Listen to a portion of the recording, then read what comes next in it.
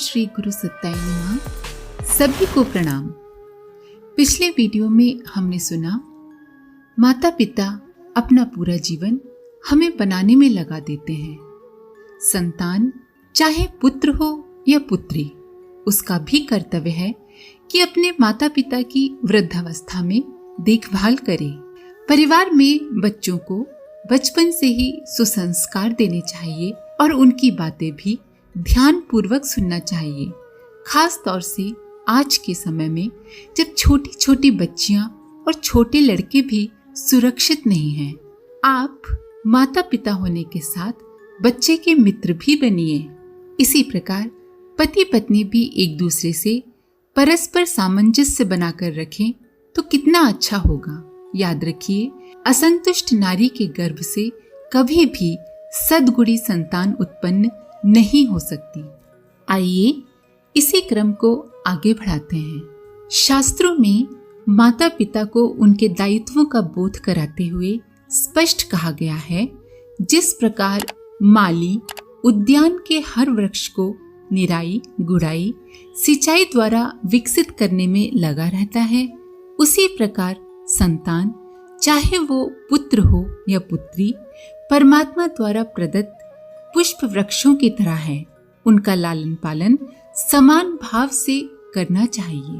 माँ बाप बच्चों को जन्म दे देते हैं, किंतु सही लालन पालन सुसंस्कार देने की आवश्यकता नहीं समझते।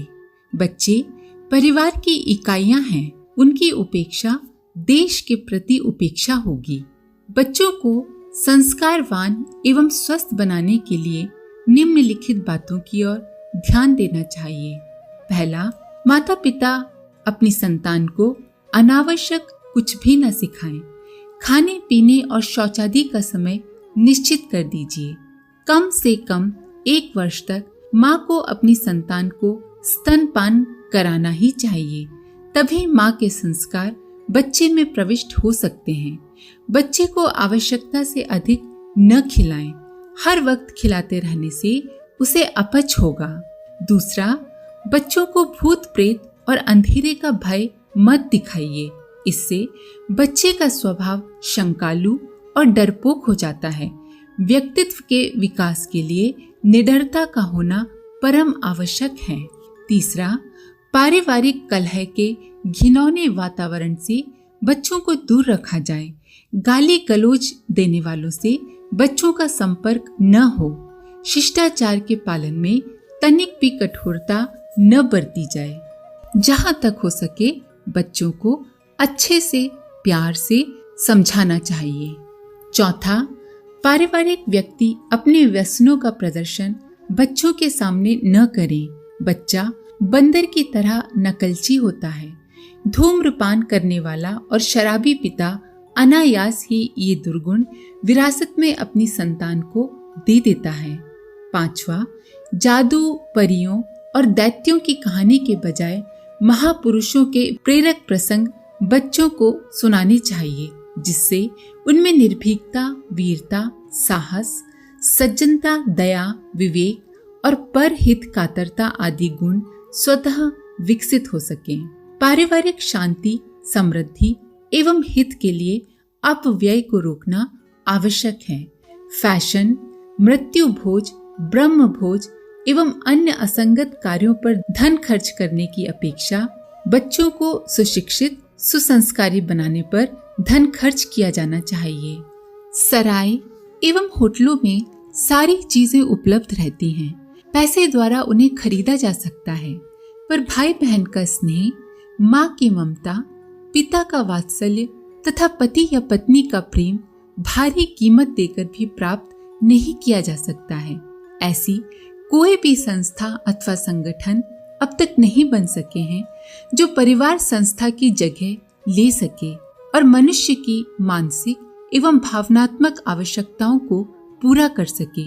घूम फिर कर नजर सदियों से चली आ रही परिवार संस्था पर ही जाती है। अमुक व्यक्ति ने आत्महत्या कर ली, भाई द्वारा भाई की हत्या कर दी गई, कपड़ों में मिट्टी का तेल छिड़क कर पत्नी ने खुदकुशी कर ली, महिला बच्चों समेत कुएं में कूद गई, बहू की हत्या के जुर्म में पति, सास व देवर को आजीवन कारावास। ऐसी घटनाएं आए दिन समाचार पत्रों में प्रकाशित होती रहती हैं। शायद ही कोई ऐसा दिन होगा जिस दिन परिवारों में कलह, हिंसा, मारपीट आदि के समाचार न मिलते हों। ये समाचार एक और उस पतन के द्योतक हैं जिससे आज का समाज बुरी तरह ग्रस्त होता चला जा रहा है। दूसरी ओर वे इस तथ्य के प्रमाण भी हैं कि हमारा पारिवारिक स्नेह, आत्मीयता और सामंजस्य किस तरह पीड़ा और पतन का प्रतीक बन गया है। इस युग में ऐसे परिवारों की संख्या बहुत ही कम होगी जिसमें स्नेह, सौजन्य एवं सहयोग रूपी अमृत की धारा बहती हो। घर घर में प्रत्येक सदस्य के बीच कलह, क्लेश, ईर्ष्या, द्वेष, वैमनस्य तथा मनोमालिन्य की भावनाएं ही दिखती हैं। परिवार में एक दूसरे के प्रति जो प्रेम और कर्तव्य भावना होनी चाहिए, उसकी सभी उपेक्षा करते दिखाई देते हैं। परिवार की इन असह्य विकृतियों के कारण लोग पारिवारिक जीवन से ऊबे और शोक संताप में डूबे अपने भाग्य को कोसते नजर आते हैं। ऐसे कलुषित एवं कलहपूर्ण पारिवारिक जीवन में सुधार लाने के लिए आवश्यक है कि उसमें स्नेह, ममता, सौहार्द, उदारता इत्यादि दैवी गुणों के बीज बोए जाएं और उसे सुव्यवस्थित बनाया जाए। मनोमालिन्य, असंतोष तथा लड़ाई झगड़े जैसी परिस्थितियों के उत्पन्न होने के कारण ही गृहस्थ जीवन की दिशा निर्धारित नहीं होती। चलने से पूर्व यदि अपने गंतव्य स्थान का निर्धारण कर लिया जाए तो मंजिल तक पहुंचने में किसी भी प्रकार की कठिनाई का सामना नहीं करना पड़ता। इसी प्रकार पारिवारिक जीवन प्रारंभ करने से पहले उसका आयोजन समझ लिया जाए और उसके ही अनुरूप चला जाए तो जीवन खुशहाल बन सकता है। अतः गृहस्थी बसाने से पूर्व उसका अर्थ एवं उद्देश्य भली प्रकार समझ लेना प्रत्येक व्यक्ति के लिए आवश्यक है। भारतीय संस्कृति में पारिवारिक जीवन का एक निश्चित एवं श्रेष्ठ उद्देश्य रहा है। परिवार एक प्रयोगशाला है जहाँ सेवा, संवेदना, सहिष्णुता, त्याग, उदारता आदि दैवी गुणों का विकास किया जा सकता है। पर आज जिधर भी दृष्टि डालें, लोग पारिवारिक जीवन से ऊबे, शोक संताप में डूबे अपने भाग्य को कोसते नजर आते हैं। बहुत ही कम परिवार ऐसे होंगे जिनमें स्नेह, सौजन्य की सुधा बहती दिखाई पड़े। अन्यथा घर घर में कलह, क्लेश, कहा सुनी, झगड़े, टंटे, मारपीट, रोना धोना, टूट फूट, बंटवारा और दरार, लड़ाई झगड़ा, द्वेष, वैमनस्य तथा मनोमालिन्य उठता और फैलता दिखाई देता है। आज का पारिवारिक जीवन जितना कलुषित, कुटिल और कलहपूर्ण हो गया है, कदाचित ऐसा निकृष्ट जीवन पहले कभी भी नहीं रहा होगा। अपने पैरों पर खड़े होते ही संतान असमर्थ माता पिता को छोड़कर अलग घर बसा लेती है। भाई भाई की उन्नति एवं समृद्धि को शत्रु की आंखों से देखता है। पति पत्नी एक दूसरे को चैन नहीं लेने देते।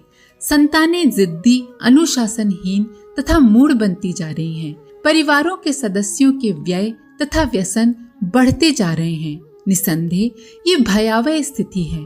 परिवार टूटते बिखरते जा रहे हैं। चिंतनशील सद्गृहस्थ इस विषपूर्ण विषम स्थिति में शरीर एवं मन से टूटकर चूर चूर होते जा रहे हैं। गृहस्थ धर्म एक पाप बनकर उनके सामने खड़ा हो गया है। अनेक समाज हितैषी, लोक सेवी, परोपकार की भावना रखने वाले सद्गृहस्थ इस असहनीय पारिवारिक परिस्थिति के कारण, अपने जीवन लक्ष्य की ओर न बढ़ सकने के कारण अपने दुर्भाग्य को धिक्कार रहे हैं।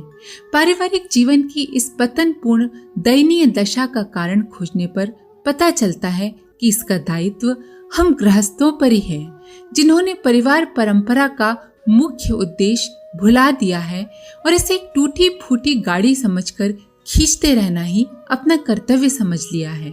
परिवार बसा लेना आसान है। लोग आए दिन परिवार बसाते रहते हैं। उसका पालन भी कोई विशेष कठिन नहीं। सभी उसका पालन करते हैं, किंतु परिवार को समुन्नत एवं सुसंस्कृत बनाने के लिए उसका निर्माण करना बहुत मेहनत का काम है, कर्तव्य है।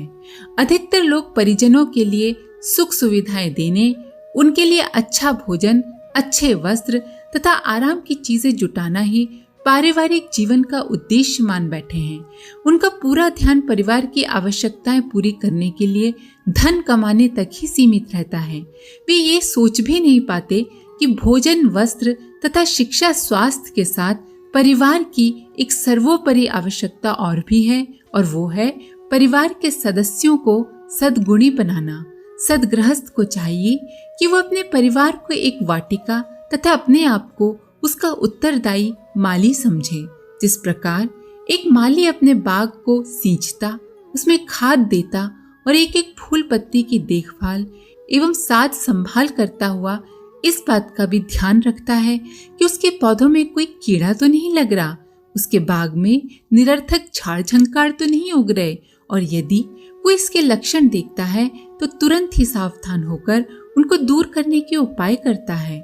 इसी प्रकार सद्गृहस्थ को चाहिए कि वो अपने परिवार का पालन करे, उसे भोजन, वस्त्र दे, शिक्षा दीक्षा दिलवाए, किंतु इस पर भी पूरा ध्यान रखे कि उसके परिवार का कोई व्यक्ति व्यसनी, स्वार्थी अथवा संकीर्ण तो नहीं हो रहा, उसके घर में कलह, क्लेश तथा टूट फूट के कारण तो नहीं उभर रहे। यदि उसे कोई ऐसा संकेत मिले तो तुरंत सुधार में तत्पर हो जाए। स्नेह, सख्ती, शासन, अनुशासन जिस उपाय से बने पनपती हुई विकृतियों को दूर करे। गृह कलह के कारण क्या होते हैं, इस पर विचार किया जाए तो यही निष्कर्ष सामने आता है कि बहुत छोटी छोटी बातों को तूल देने वाला छिछोरा अहम, तालमेल न बैठा सकने की हेकड़ी, भावनात्मक असंतुलन एवं पारस्परिक अविश्वास ही इसके मूल में होते हैं, और इसका परिणाम घर को नरक बना डालने के रूप से सामने आता है। शिक्षा के वर्तमान रूप का जब अधिक विस्तार नहीं हुआ था, तब ये माना जाता था कि अशिक्षा ही गृह कलह का कारण है, परंतु देखने में आता है कि शिक्षित पति पत्नियों में भी आपसी मनमुटाव कुछ कम नहीं है, और परिवार के अन्य सदस्यों से तो उनका तालमेल न बैठना सामान्य सी बात होकर रह गई है। गृह कलह धनी लोगों में भी पाया जाता है, गरीबों में भी, सुशिक्षितों के बीच भी पाया जाता है और अशिक्षितों के बीच भी। शरीर से तगड़े लोगों में भी आपसी घरेलू विवाद देखा जाता है और दुबले पतले में भी। इससे ये स्पष्ट होता है कि घर की शांति, सामंजस्य और सद्भाव स्वास्थ्य, शिक्षा या संपन्नता पर ही पूरी तरह निर्भर नहीं करते। सफल सद्गृहस्थ भी सभी वर्गों, धनी, गरीब, मोटे पतले, शिक्षित अशिक्षित आदि सभी में पाए जाते हैं। इससे यही पता चलता है कि पारिवारिक आनंद के लिए अपेक्षित गुण मुख्यतः जीवन के प्रति दृष्टि से संबंधित है। सबसे पहला विचारणीय तथ्य यही है कि जीवन के बारे में परिवार के वयस्क सदस्यों की अवधारणा क्या है। क्या वे उसे परम सत्ता की एक प्रकाश किरण मानते हैं या पानी का बुलबुला मात्र? जो जीवन के प्रति नास्तिक भाव रखते हैं उनमें भी पारस्परिक संतुलन संभव तो है, परंतु ये संतुलन किसी भी बड़े स्वार्थ के सामने कभी भी टूट सकता है। जबकि जीवन को दिव्य चेतना का अंश मानने वाले लोग किसी भौतिक उपलब्धि के लिए अपनी निष्ठाएं नहीं बदल सकते। बहुत से व्यक्ति ऐसे होते हैं जिन्हें अपने गुण विशेष में ही जीवन का निचोड़ नजर आता है तथा साथ ही अपने इस गुण के सामने वो और किसी को कुछ गिनते ही नहीं। जहां दूसरों की अत्यंत महत्वपूर्ण एवं आधारभूत आवश्यकताएं भी अपने मामूली स्वार्थ, शौक के सामने छोटा मानने की प्रवृत्ति हो, वहां पारस्परिक सद्भाव कैसे टिक सकता है? ऐसे लोग जिनका ये मानना है कि वे स्वयं कभी भी गलती नहीं कर सकते और दूसरा इंसान भूल के बाद भूल करता रहता है, उनकी ऐसी सोच भी रिश्तों में दूरी का कारण है। पारिवारिक जीवन में ऐसे अवसर आते ही रहते हैं जब एक दूसरे के बारे में संदेह पनप जाने की स्थिति आ खड़ी होती है। यदि आपस में विश्वास रहे तो ये संदेह निसंकोच भाव से पूछकर जांचा परखा जा सकता है। ऐसा ना करने पर भीतर ही भीतर पनपता फैलता संदेह घृणा विद्वेष का विष वृक्ष बनकर प्रकट होता है तथा विग्रह, विरोध एवं अलगाव के फल देता है। खाई बढ़ने का एक अन्य कारण ये भी है कि अपनी ही धुन में मस्त रहकर दूसरों की जरूरतों और भावनाओं की उपेक्षा की जाती है। ये उपेक्षा स्पष्टता शुद्रता का ही परिणाम होती है। देखा यहाँ तक जाता है कि बाहर के अपने मित्रों परिचितों की हारी बीमारी, प्रसन्नता, हताशा की एक एक घटना में रुचि दिखाने वाले लोग अपने परिवार के दूसरे सदस्य की बीमारी, परेशानी या समस्या पर सिर्फ नाक भौं सिकोड़ते हैं। सहानुभूति, सहयोग की कभी जरूरत ही नहीं समझते। उपेक्षा, अविश्वास, स्वार्थपरता, अभिमान और संदेह, ये सभी दोष जीवन दृष्टि से संबंधित हैं। जहाँ उदारता, सदाशयता, समानता और सहानुभूति की भावना तथा विचार होगा, वहाँ ये परिस्थितियाँ टिक नहीं सकती। शिष्टता, भद्रता जैसे तौर तरीके आकर्षक एवं प्रसन्नतादायक होते हैं, लेकिन मात्र उतने से परिवार में आपसी सामंजस्य स्थापित नहीं हो जाता। जहाँ स्वार्थों की आपसी टकराहट नहीं है, जहाँ अधिक अवधि तक साथ नहीं रहना है, वहाँ सभा, सोसाइटी, भीड़ में अथवा प्रारंभिक परिचय में तो शिष्टता के तौर तरीके बड़े भाते हैं एवं प्रभावित भी करते हैं, लेकिन इनका असर तात्कालिक ही होता है, स्थायी नहीं रह सकता। यदि सामने वाले के प्रति मन में अनादर, अविश्वास आ जाए तो वही शिष्टता आडंबर प्रतीत होने लगती है। परिवार के सदस्यों को एक दूसरे का व्यवहार देखने परखने का भरपूर अवसर मिलता ही है और अपने प्रति दूसरे सदस्य के मनोभाव क्या हैं ये भी हर एक को ज्ञात होता रहता है। इसलिए वहाँ शिष्टता एवं व्यवहार संबंधी नियमों उपनियमों के निर्वाह भर से बात नहीं बन सकती। इन सबसे ऊपर सर्वार्थिक महत्वपूर्ण है भावनात्मक श्रेष्ठता और सच्ची आत्मीयता। यह आत्मीयता जीवन दृष्टि का परिणाम है। जहाँ मात्र भौतिक सुख सुविधाएं ही जीवन की वास्तविक उपलब्धियां मानी जाएंगी, वहाँ सीमित साधनों के कारण परिवार में परस्पर एक दूसरे को प्रतिस्पर्धी मानकर चला जाएगा। प्रतिस्पर्धा का भाव साधनों की प्रचुरता से मिटने वाला नहीं, क्योंकि तब प्रत्येक के सुखोपभोग की इच्छा भी उसी अनुपात में फैलती बढ़ती जाएगी। प्रतिस्पर्धा का भाव न रहा तो उदासीनता का भाव आ सकता है, क्योंकि मन की आसक्ति तो अपने लिए सुख सुविधा जुटाने की ही दिशा में रहेगी।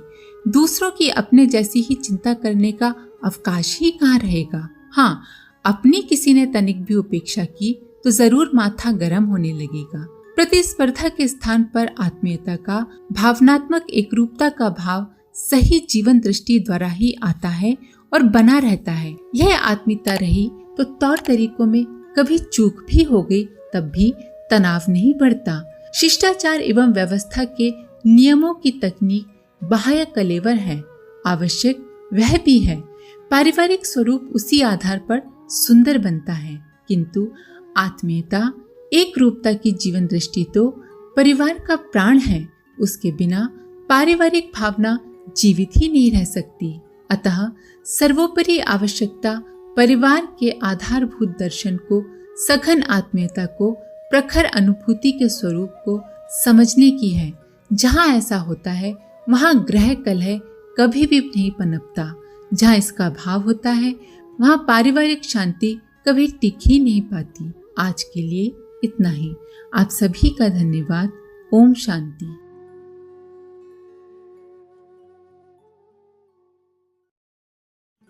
हमारे YouTube चैनल को सब्सक्राइब करें और बेल आइकन को दबाकर ऑल पर क्लिक करें ताकि आने वाले सभी वीडियोस की नोटिफिकेशन आपको मिलती रहे।